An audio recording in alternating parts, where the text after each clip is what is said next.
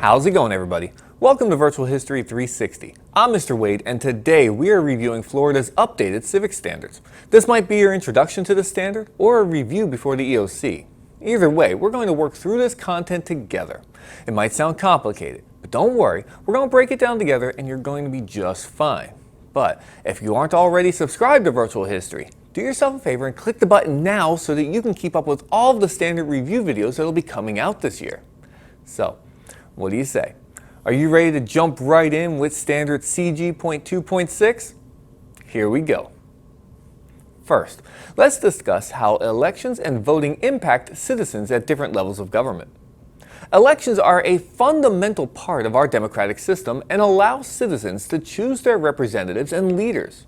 At the local level, elections determine mayors, city council members, and other local officials who make decisions that directly affect our communities. At the state level, elections determine governors, state legislatures, and other officials who enact policies that impact the entire state. Finally, at the national level, elections determine the president, members of Congress, and senators who make decisions that affect the entire country. Now, let's delve into the origins of the Republican and Democratic political parties. The Republican Party was founded in 1854 and emerged from the anti-slavery movement of that time. It has since evolved to become associated with conservative values, advocating for limited government intervention and promoting individual liberties. The Democratic Party, on the other hand, traces its origins to the Democratic-Republican Party founded by Thomas Jefferson. Over time, the Democratic Party has been associated with progressive values, advocating for social equality, government intervention, and protecting the rights of marginalized groups. Next, let's evaluate the roles of these political parties in shaping public policy. Both the Republican and Democratic parties play a crucial role in our political system. They develop platforms and policies that reflect the values and priorities of their members and constituents. They propose and debate legislation, negotiate compromises, and work to enact their policy agendas. The interplay between these parties helps ensure a diversity of ideas and perspectives in our democracy. Finally, number 4, let's explore how free and fair elections promote trust in democratic institutions and preserve the republic. Free and fair elections are essential for maintaining a healthy democracy.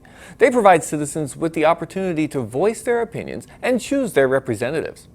Through the electoral process, citizens can hold their elected officials accountable and influence the direction of public policy.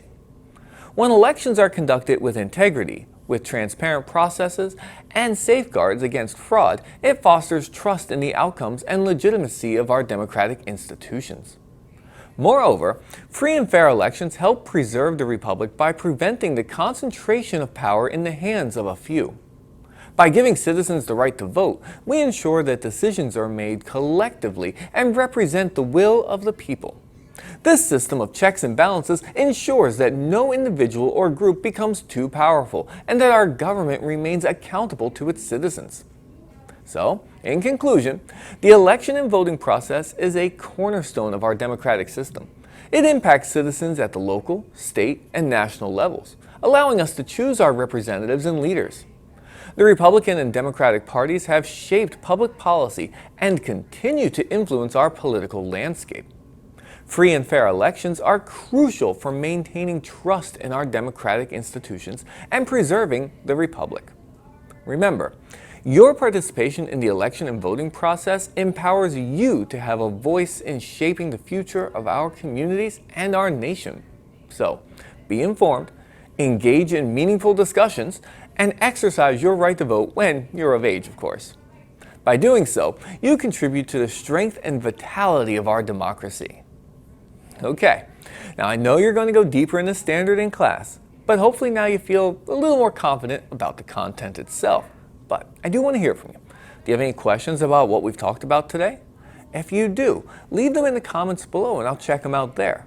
Now, of course, while you're down there, be sure to check out the link to my spring store where you can get some awesome virtual history t-shirts like the one you see I'm wearing today. Be sure to use code STUDENT and get 10% off your entire order. And of course, don't forget to hit that like button so YouTube knows to share this with everyone, and don't forget to subscribe if you haven't already. And then finally, make sure you check out my other videos. There's the rest of this playlist, plus my other civics videos, US and world history, even videos shot in 360 you can look all the way around. I know you're going to like them, so check them out. So, for Virtual History 360, I'm Mr. Wade. I'll see you next time.